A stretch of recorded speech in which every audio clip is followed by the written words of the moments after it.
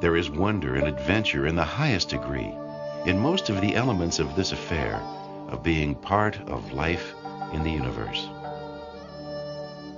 Wonder and adventure brought a man named Karl Renborg to China in 1915. Renborg is the smartest guy you've never heard of. An explorer of lands and ideas. He was a dreamer, and China brought him a vision. The vision was good health, achieved through a simple idea. Karl Renborg was one of the fathers of the vitamin age, and his story is full of struggle, love, ruin, faith, and triumph.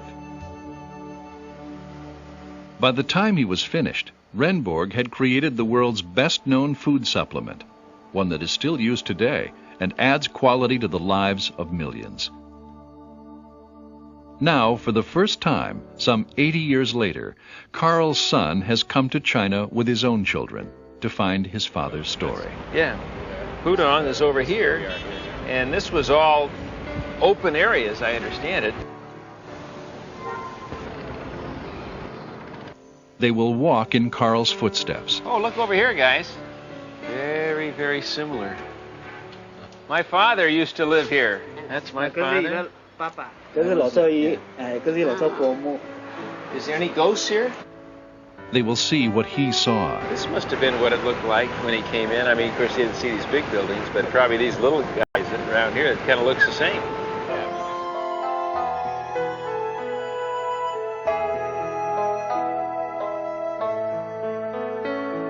And Sam Renborg will better understand the man who would chase his dream at nearly any cost.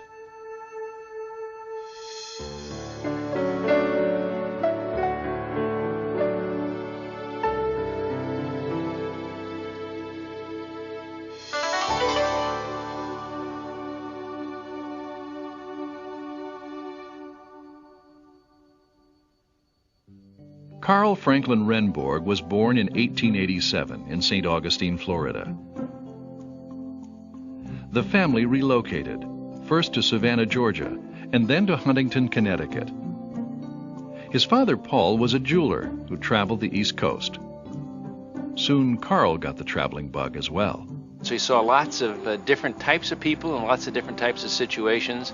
And the whole family would travel together, complete with animals and the whole deal up and down the coast. So I think that sort of built in him an interest in the people and their cultures and wanting to understand them.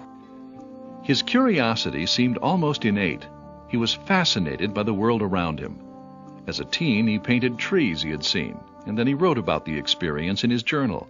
Today we ate lunch out on the dry grass under a pine and saw lots and lots of arbutus, but only found one that was flowered out. Typical for any teen, there were also thoughts about girls. He set down a code of conduct, guaranteed to make the ladies swoon. Notice details in a girl's looks, tastes, and frocks, and at some far future time, compliment her on them. Use but 2 fingers to help a lady into a car or cab, and mind, no pushing. Make up to the little sisters and all small girls. You may be able to lord it over them when they are 10 and you are 20, but someday, when they are 20 and you are 30, the tables will be turned, and they don't forget. Karl taught himself to speed read and could consume a book a day. He had an instinct that his knowledge would someday lead him somewhere. By the time he was 20, Karl was quoting Confucius in his diary, saying, "The expectations of life depend on diligence, and the mechanic that would perfect his work must first sharpen his tools." One of his favorite sayings was, life is kind of like a spiral staircase, and as you go up the staircase, your vision expands, your horizon expands, and he felt the same way about knowledge. So he was interested in absorbing all this knowledge, and once you had it, then you were able to do something with it. He spent a semester and a half at the University of South Carolina studying chemistry, biology, and acting. But the bottom line was that he was bored. Karl wanted adventure.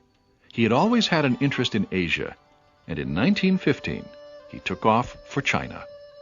He was interested in Chinese culture because it was so different from the culture that he had. He loved to travel, and I think China was the furthest place away from the United States that he could go.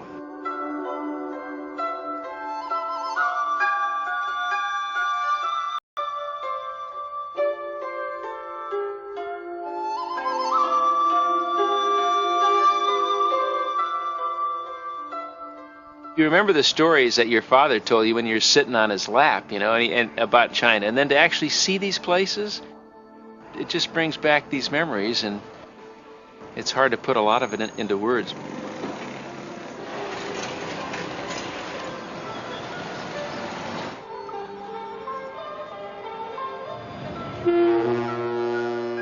When Carl arrived in Shanghai, he was greeted by an intoxicating energy. They were a mass of people swarming, the people carrying baggage, the people bringing things to restock the boats, people trying to sell goods to the foreigners arriving, people begging. So it was a completely different experience from anything Carl would have ever seen before. Europe was engaged in World War I at the time.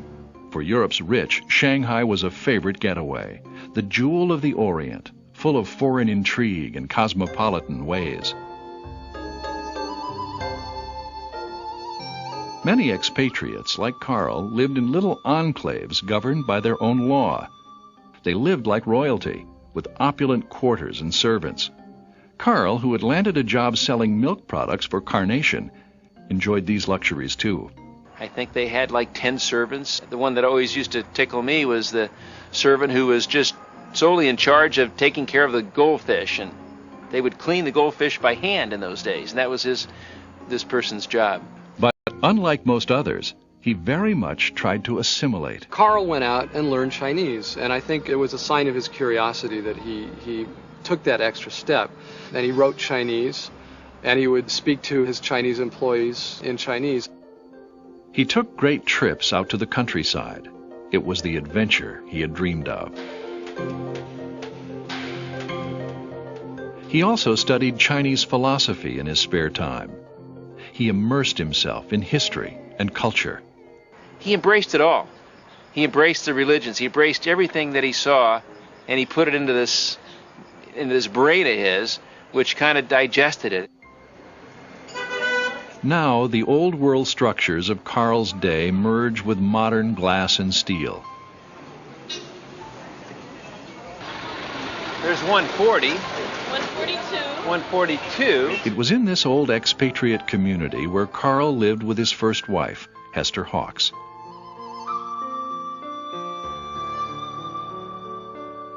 It was a place Sam wanted to find. Look, this is very similar. These houses coming up here. Very interesting. There it is. There it is. Huh? Look at that roof. The entrepreneurial spirit within Carl was excited about the prospects of selling milk. He figured it was really needed since he regularly observed evidence of calcium deficiency among the people. Unfortunately, he was finding milk to be a hard sell. What he didn't count on was that many Chinese suffered from what we now know as lactose intolerance. Milk sales slumped. As he traveled around trying to pitch milk products, Carl began to study the Chinese people. Renborg had always had acute powers of observation, and he noticed that people varied in health by region, and not necessarily by wealth. Chinese peasants who ate mostly fresh vegetables and whole grain brown rice didn't get beriberi disease. More affluent Chinese who could afford meats and husked white rice did get sick. He also observed that those eating bean sprouts were more likely to be free of scurvy. Non-sprout eaters seemed at higher risk. In Carl's day, most doctors thought that disease like beriberi and scurvy came from germs consumed with food intake. Carl began thinking that was just to the contrary. It wasn't what was in the food, it was what wasn't in the food that led to disease. Something essential to human health, he figured, was missing. He knew he'd done no scientific study of the nutrition in Chinese diets. He was also aware of the many complicating factors that might have been causing disease. For example, waste was dumped everywhere. A trip down the Grand Canal where villagers got their water brought him past floating animal carcasses. He learned that the poor water supply was why the Chinese prefer tea. The water is boiled. But despite all he saw, he still had the gut feeling that food was central to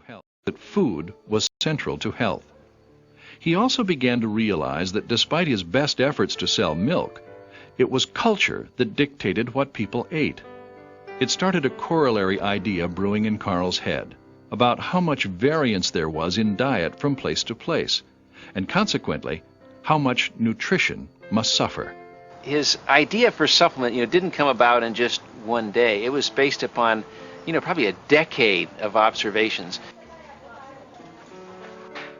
He saw all these things as part of a puzzle. Another piece came when Carl visited an archaeological dig. There were indications that the Chinese from 2,000 years ago were large and very healthy. Their diet had been filled with whole grains and likely calcium. As he looked at the nearby residents, presumably the descendants, he saw that they were in rather poor health. He suspected that somehow their diet had changed over the years. Chinese medicine counted on the local herbalist to put the body back into balance, yin and yang. Modern Chinese do the same thing. Carl took notice of herbalist practices, in part because it was so counter to Western medical thinking, where all diseases were thought to come from germs or poisons. The Chinese ideas, by contrast, had to do with putting something back into the body that was missing from the diet. My father suddenly had an idea, and he said, aha, the Chinese kind of approach this with this herbal approach. He said, maybe there's really something to this. 1, 2, 3, 4, 5. How many? 10. 10 herbs. Yeah. Can she tell us what those 10 are? Yeah. 然後解釋下，呢應該嘢係呢種啦。菌藻類有 Some kind of the mushroom. some kind of dry mushroom. Mushroom looks like. When we went through the herbal shop this morning, it was very clear to me. You could see where he was beginning to get some of his ideas. And again, looking at it from a scientific basis, having blends of plant concentrates and blends of other materials that you could add to the diet made a lot of sense to him. It dovetailed perfectly with observations he had made that the Chinese in rural areas were vigorous and strong, but in urban areas seemed much more prone to illness. Rural Chinese had been mainly plant-based in diet.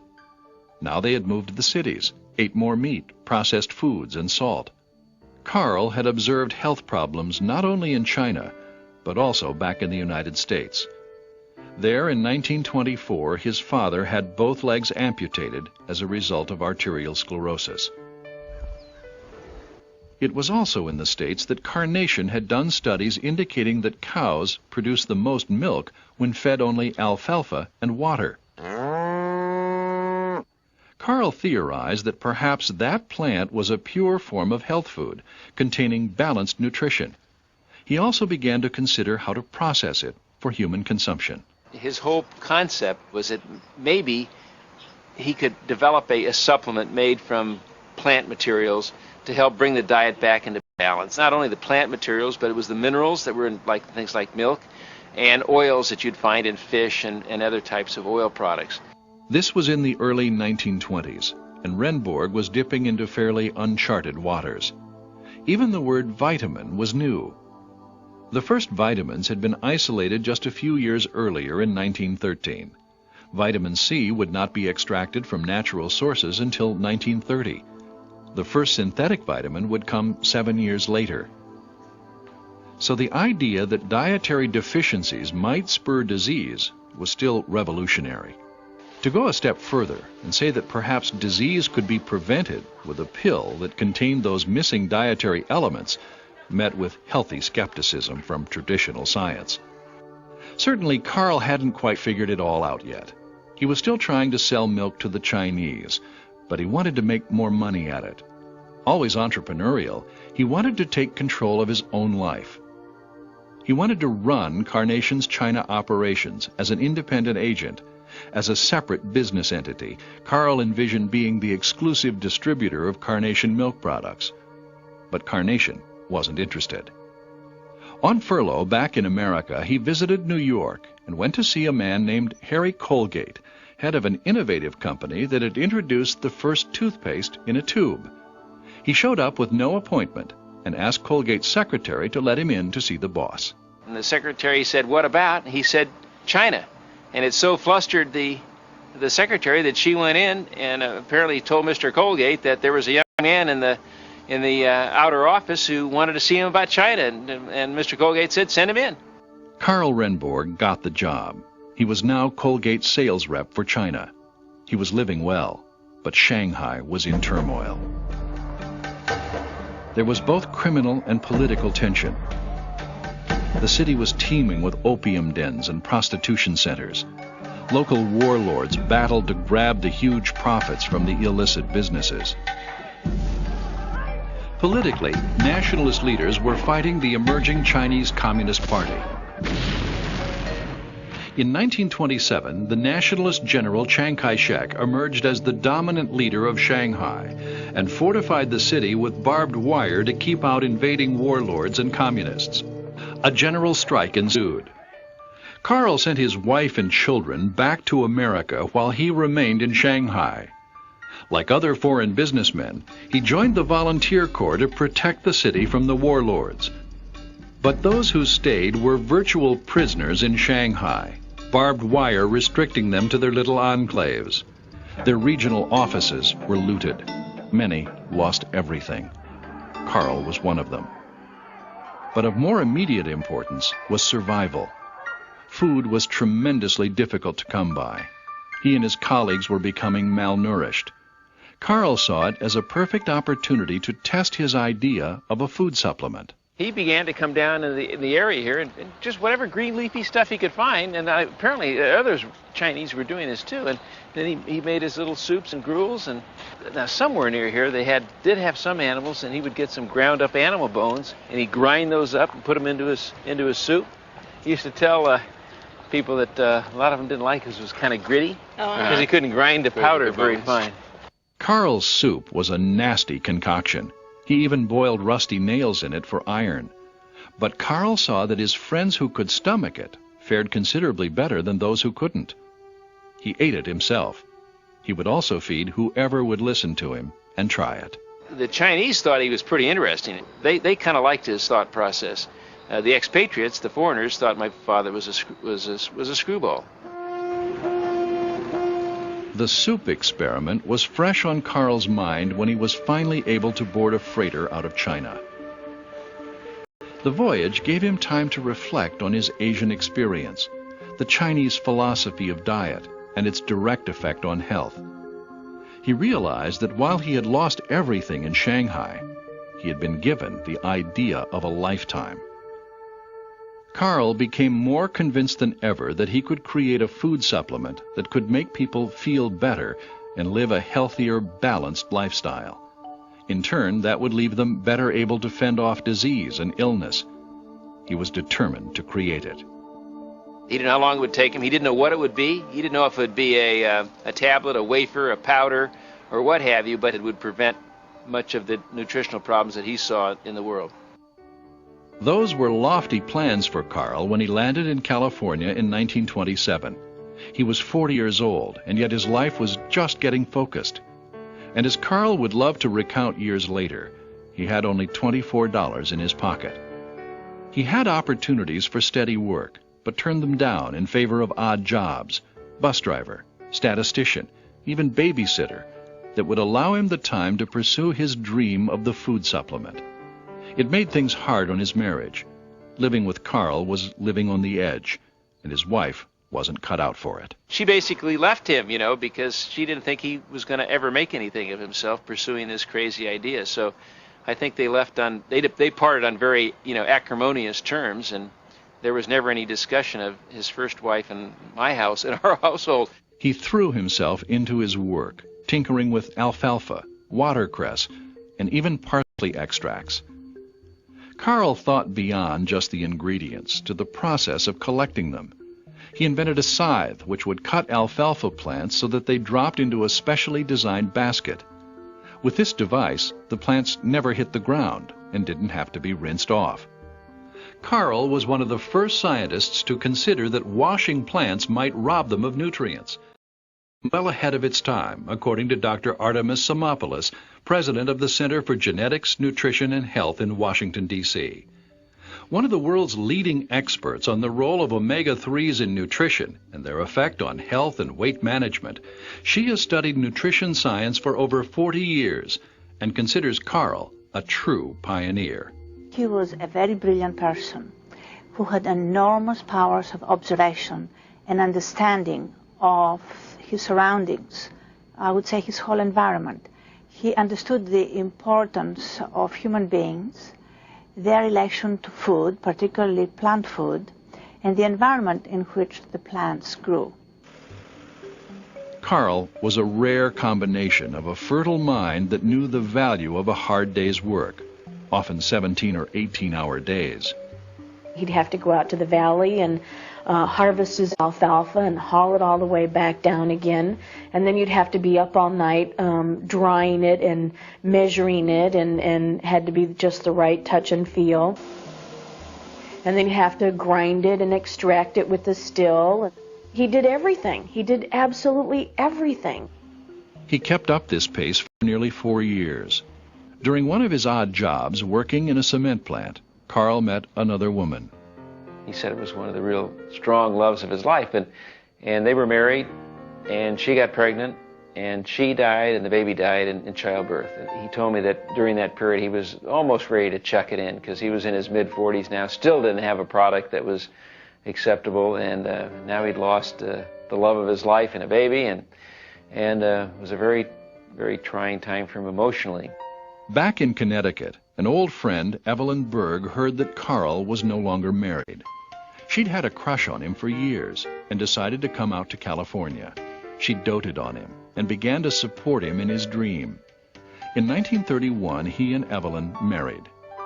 But there were still lots of long days and nights of product development ahead of them. It took until 1934, 7 full years since his return from China, before Carl had something he could try to sell. His first product, which he simply called a food supplement, had 3 components: a plant concentrate, a chewable mineral tablet, and a fat-soluble oil product which was rich in vitamins A and E. And imagine trying to sell that through drugstores to people who've never heard of vitamins. It was a tough sell. Carl did much of his inventing by intuition, and he was very passionate about it. But in part because this excitable entrepreneur was not academically accredited, the outside world was more cautious. Carl was battling the image of an eccentric. Finally, he started giving his product away to friends. They'd say, "Thanks, Carl," and they'd put it on the shelf and forget about it. He'd come back a few months later and say, "Did you take those vitamin things?" And they'd say, "Well, haven't got around to it yet, Carl." And he said he rediscovered a basic marketing principle. He said, if I don't put value on these products, nobody else will either. And he determined what it cost him to make these products. He said, I will never give away another unit again. With most of his product tucked away in medicine cabinets, Carl estimated that his success rate was less than 1 in 100 people that he approached. But those who did buy noticed results with the product. Carl knew he was on the right track. In 1936, Carl and Evelyn had a boy, Sam, whom Carl adored. Soon they moved to Balboa Island, California, and into the corner of a boat storage shed.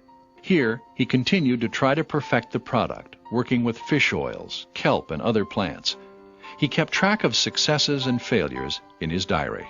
He said he made some awful messes in those early days as he attempted to do this. And I think he was pretty much the laughingstock of Balboa Island, because they knew about this crazy inventor who was making all these strange concoctions. He got everything into capsule form and had neighbors help fill them. Ed Richardson was one of those neighbors. His father owned the boat storage loft. And while Carl sometimes got locals to try his samples, it was not for Ed. I didn't try any of it when he was first making it there. I thought they were rabbit pellets, and I wasn't about to eat rabbit food. With sales minimal, Carl was still working odd jobs to support his family, and then doing his research at night. But trying to care for the new baby on a shoestring budget brought home some harsh realities to Evelyn.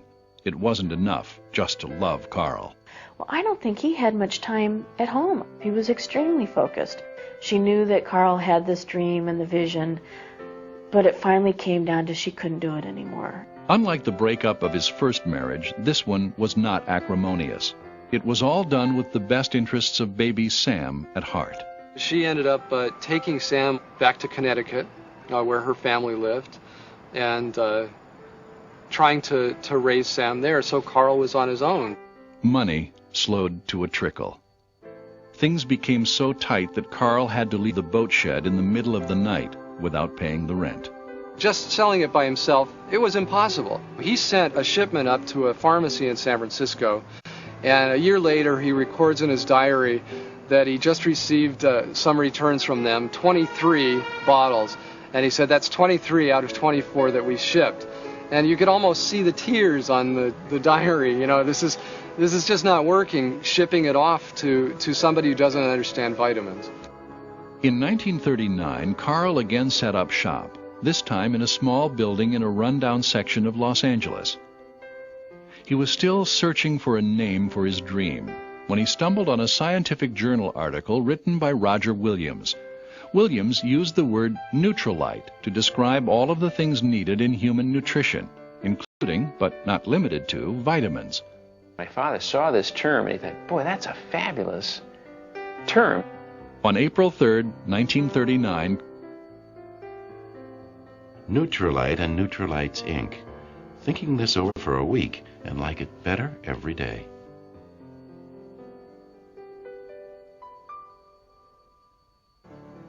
While things were still tight, by 1941, Carl felt successful enough to ask for Sam to come back to California and live with him. Evelyn agreed. Carl and young Sam became partners. Not only did the boy help with the work, cleaning and filling bottles, he also began to learn about his father's passion for exploring the universe.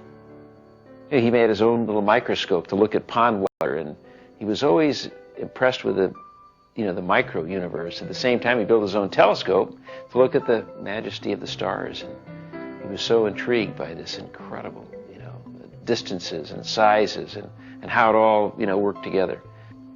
Carl often took Sam fishing near Newport Beach, California.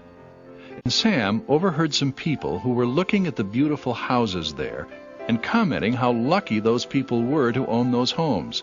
Carl pulled his son aside. He said, I don't want you listening to those fishermen. Most of these people who live in these homes, they had ideas, and they turned those ideas into products, and they were extraordinarily successful at it. And he said, we have an idea. He said, someday our idea is going to be accepted. And he said, someday we might, come back and buy a house down here at the beach and have a boat and have our own boat.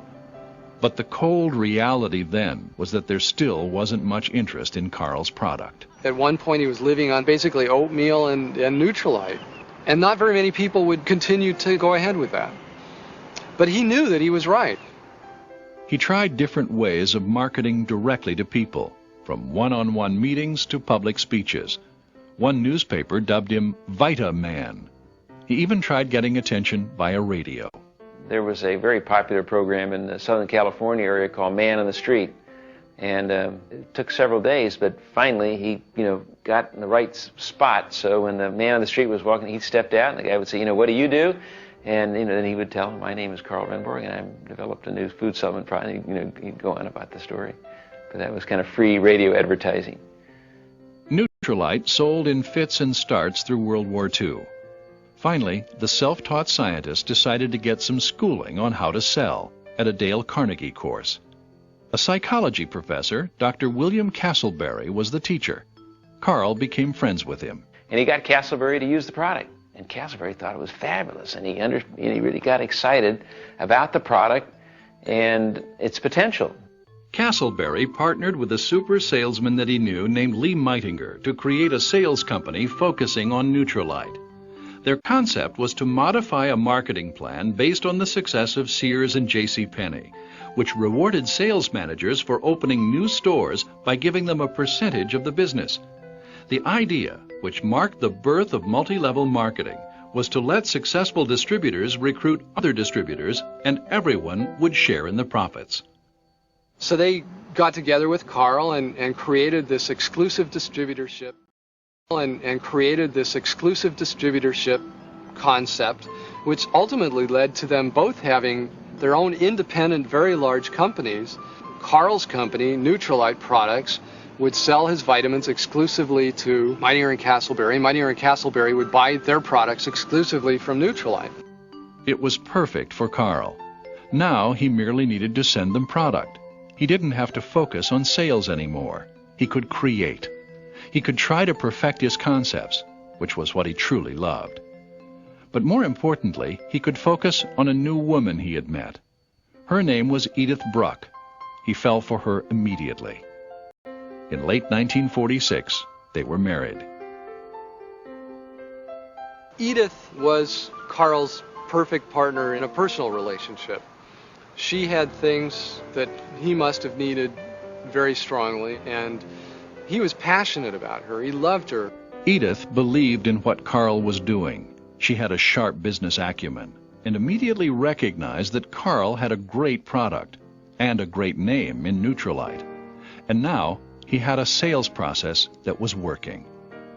Meitinger and Castleberry were getting Nutrilite sold in record amounts. To keep up with demand, the family moved to a farm near Buena Park, California. The Renborgs put up a production center there. It was nothing fancy. In fact, their new home was a Quonset hut on the property. In 1947, sales topped $2 million. Distributors were highly motivated because the more they sold, the higher they rose in the organization. In 1948, sales hit $4.5 million. Distributors were popping up all across the country. Two of the most successful were a couple of guys in their early 20s, operating out of Michigan, Jay Van Andel and Rich DeVos. Well, the sales technique played right into our hands, so to speak, because the emphasis of it was own your own business. You're not just a distributor for Nutrilite. You were an owner of your own distribution network. There were no limits on it. There were no territorial restrictions upon us. You could make as much as you could. The more you brought in, the more you made. This was the heyday of Nutrilite. I mean, sales were going up 100% a year. And we had big TV programs. We sponsored the Dennis Day Show, which was about as big as Jack Benny was in those days, and great ads in Life magazine, Post magazine. And it was a glorious time. For 60-year-old Carl, it was sweet vindication for decades of hard work and quiet ridicule. He bought a boat and that dreamer's house he once told his son about near Newport Beach. Competitors like One A Day entered the market, but none offered the range of vitamin, mineral, and plant substances that Nutrilite did. In fact, few scientists of the time even studied those plant substances, which are today known as phytochemicals and considered vital to health. Remember that when he came out with the Nutrilite supplements, there was no vitamin industry. So he is the father of vitamin industry.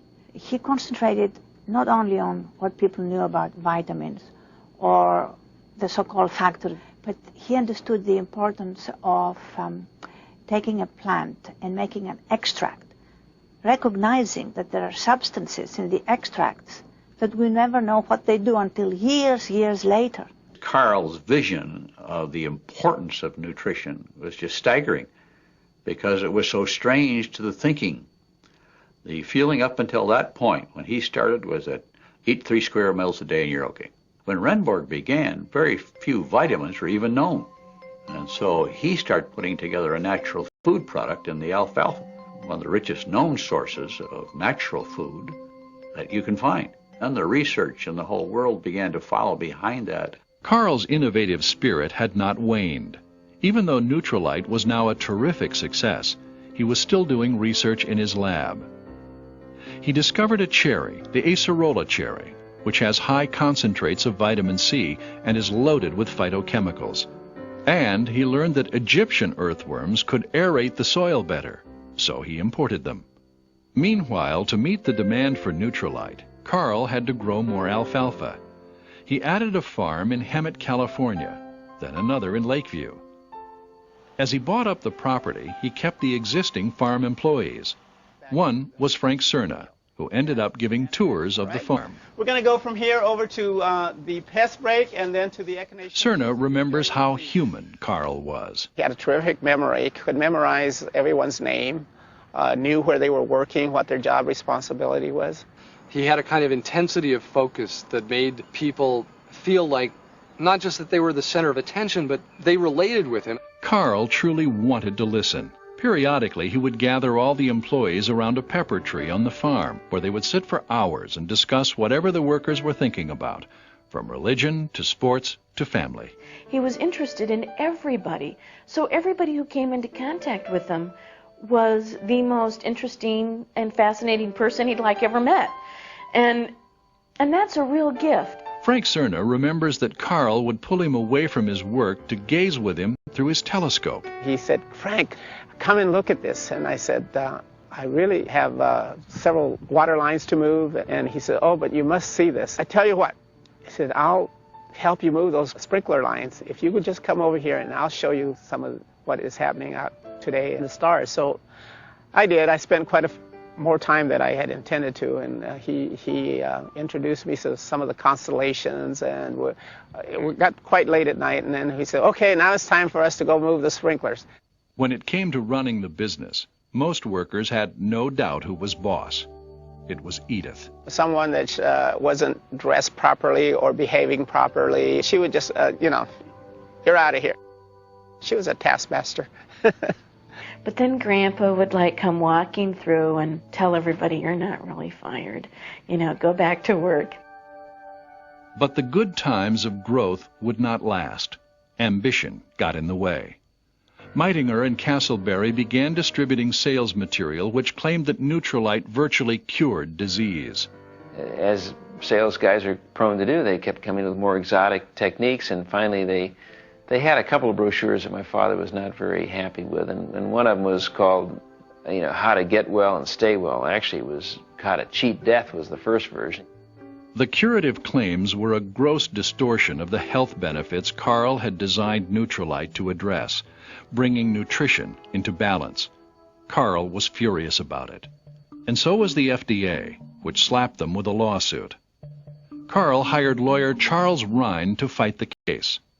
During the course of it, Carl impressed Rhine with his powerful mind.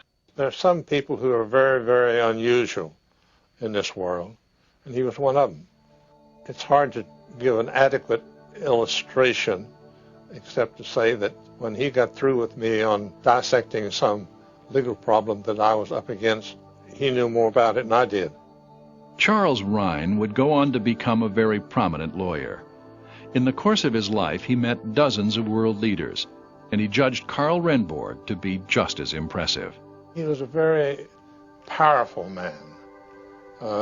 He's a man who, when he says something, he reminds me very much of Churchill. But as the FDA case dragged on, sales suffered. Well, everything sort of stopped. Whenever there's a war like that going on, everybody stands around and watches. And so it was hard to recruit people because it would give in the paper that there was a lawsuit going against them and so forth. Charles Rhine and Carl Renborg put up a relentless fight, taking it all the way to the Supreme Court. Their arguments were so convincing that in 1953 the FDA finally settled. As part of that settlement, there was a consent decree saying what could and could not be said about Nutrilite when selling it. The settlement worked to the company's benefit because it was able to use the consent decree itself as a sales tool. It was information that was government approved. But the scare got everyone thinking about what might happen if Nutrilite were ever threatened again. My father said, well, maybe we ought to be looking at some other products. And for many years, he had been making cosmetic creams for my mother based upon his natural plant materials. The Edith Renborg Cosmetics line grew out of Nutrilite because it was developed as a natural form of cosmetics. All the bases and all the ingredients were some kind of natural product. When Carl approached Meitinger and Castleberry about distribution of the cosmetic line, there was conflict. Meitinger and Castleberry wanted to sell them at a high price point, at $20 per month per product. But, you know, a woman would look at that and say, well, I can't afford to do this. Cosmetics was really the straw that broke the back between the two companies. Meitner and Castleberry decided they wanted to pursue their own line of cosmetics. And my father said, well, our cosmetics are the best. And they began to argue amongst themselves. And then they decided, well, if that's the way you feel about it, Renborg, you market your cosmetics, and we'll market our own line of cosmetics, and we'll give the distributors a choice. And then we made a huge mistake. The company decided to cut Meitinger and Castleberry out of distribution of not only cosmetics, but Nutrilite too. The exclusive distributorship contract was canceled. Meitner and Castleberry obviously got an injunction to stop that from happening, and they ultimately prevailed. But now the tremendous dissension and the loyalty. Some people are loyal to Nutrilite, some are loyal to Meitner and Castleberry. Top distributors like J. Van Andel and Rich DeVos decided that they had better protect themselves. They had been distributing Nutrilite for 10 years as part of the Jowrey Corporation, during which time they had developed one of the largest Nutrilite distributorships in the country. Tired of the delays and confusion, they decided to set up their own sales company. They called it American Way, Amway. And Jay and I said, you know, we like this marketing system. We're going to stay with this. We're going to add a few products of our own and just see where that takes us. And so that's how Amway was formed. We continued with our Nutrilite business. We never interrupted our relationship with Nutrilite. We just put our focus on these new products, soaps and cleaners and all-purpose products of that type. Not only did Amway borrow from the multi-level marketing methods Carl was using, they perfected them. For instance, Nutrilite had never figured out a way to get rid of distributors once they stopped selling. So, you know, once you were a distributor, you were always a distributor. We had 80,000, 90,000 distributors. Amway, when they looked at this, we have to put some qualifications. In order to be a distributor, you know, you got to sign up each year, you know, as a distributor to get reauthorized. So that helps clean out the deadwood. Amway also streamlined the profit-sharing plan to make it more beneficial for everyone. The company became a tremendous success, selling a wide variety of products. Nutrilite, on the other hand, was struggling. Castleberry and Meitner began to fight amongst themselves, and Castleberry retired, and that was the Meitner Corporation, and everybody was fighting with everybody. And finally, negotiations were commenced with Meitner to see if he wanted to sell out. And he was ready to bail at this time. And so in 1963, we acquired Meitner Corporation totally. Sam Renborg joined Nutrilite a year later. Carl was 77 and was phasing himself out of the day-to-day management of the company. He left that to his wife, his son, and a board of directors. And we began to get back to basics. And back to basics meant getting out, talking to people, holding sales meetings around the country. And we stopped the downside and began to grow the business again. And by 1969, we were probably back up into the $12, $13 million range, and things were looking pretty good again. And while Sam focused on the family business, Carl continued to chase other dreams. I think where most people might kick back, put their feet up and light up a cigar and say, I've made it, he was thinking, what can I do with this wealth? Now I can see the world. I can see these places that I've never been, the Middle East. I can go see the Dead Sea Scrolls. In fact, he actually funded some of the research on the Dead Sea Scrolls. He also funded a group trying to prevent the deforestation of Northern California. And he spent months attempting to harvest plankton and then concentrate the protein to make a pill to prevent malnutrition. He accomplished it, but it was very expensive, and Carl scrapped it as an unfeasible idea. Carl was also able to take care of one lingering bit of business. He had his limo driver pull up to the boat shed on Balboa Island, where he had fled in the middle of the night. So I strolled out to the car, and in the back seat sat Carl Renborg, whom we hadn't seen in 15 or 20 years. And he asked me to sit down, and he said, I remember leaving your dad's office shop, and I owed him some money, and I'd like to pay him back with interest. Ed says, well, you know, we wrote that off 20 years ago, and Carl says, well, I understand you're a yacht broker now. Maybe I can buy a yacht from you. So Carl ended up buying all his yachts from Richardson Yacht Brokerage. The sea was his great escape, always had been. On the ocean, he was free of business headaches. He was free to ponder.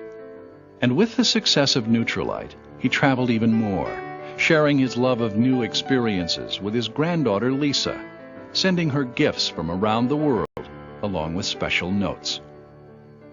You know, I'd buy an old quilt. He bought me a beautiful oil painting. And then the letter that would accompany each gift always told a story of where he was, something about it, or he would write to me in third person and assume a character where he was. One, he is a little mockingbird. Didn't I tell you who I am? Oh, well, I am a mockingbird, and we are famous because we defend our babies fiercely. He writes a whole story about the mockingbird to tell me what's happening where they are, so that's a real treasure. In 1969, the federal government unknowingly verified what Carl had been saying for decades and gave Nutrilite a huge boost. It was called the White House Conference on Nutrition. It was the first time the American public were told that the American diet wasn't as good as they thought it was, and furthermore that the American diet was at the cause of many of the chronic diseases that were growing almost on an exponential basis. Heart disease, cancer, strokes were on a huge increase. This is often considered to be the birth of the health and fitness movement. Sam Renborg became Nutrilite's president, but by 1972 it was clear that the Amway sales team was better equipped to push Nutrilite into the global market than anyone else. Amway needed Nutrilite too. We kept saying, one of these days we ought to have a product of that type in our line. So then it was a question of what were we going to do to get such a product, and Jay and I both agreed that the best thing to do was see if we couldn't make a deal with Nutrilite, because that was the finest product on the market. Negotiations began, and Carl eventually sold the business to Amway, with Sam Renborg remaining as Nutrilite's president. The impact on Nutrilite was sudden, it was dramatic. Our business went up fourfold overnight. And when Amway opened up international markets for Nutrilite, it brought Carl Renborg's dream full circle, since Nutrilite can now be found in China.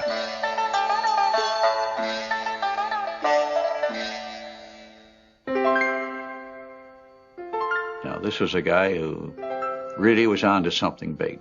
And so it's thrilling to see his dream fulfilled a little bit more these days, as we're able to take it all over the world, which was his vision, that he could bring better health and better nutrition to people everywhere. Just months after the sale, in January 1973, Carl Renborg died at the age of 86. Today, Nutrilite is selling over $1 billion worth of supplements a year. His idea, often ridiculed, has been validated in overwhelming fashion. The eccentric was actually a visionary. Carl Renborg had chased his dream, and the result was exactly what he had hoped. He built a wildly successful business and gave millions the chance to lead healthier lives. And his dream still lives on at the Carl F. Renborg Agricultural Research Center at Lakeview Farm, where researchers continue to look for the best way to grow foods organically. All of it, from Nutrilite to the research farm, stemmed from Carl Renborg's huge curiosity.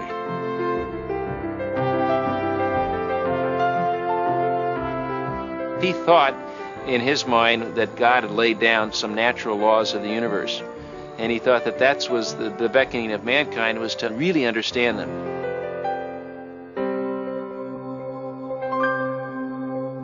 He loved nature. Nature fascinated him. The wonders of the universe. Yeah, that was his passion.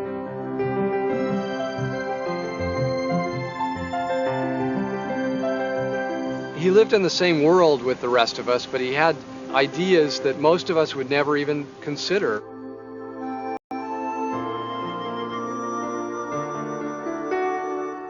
He was one of the most intelligent men I've ever met. And he was never satisfied with anything. He used to tell me that He said, if you have a dream and you're willing to pursue it, that dream will someday come true. You know, he was not a believer of, you know, short-term goals. He was much more of a believer of having a long-term goal out there and a vision. And then if you were willing to throw yourself into that thing, it would happen someday.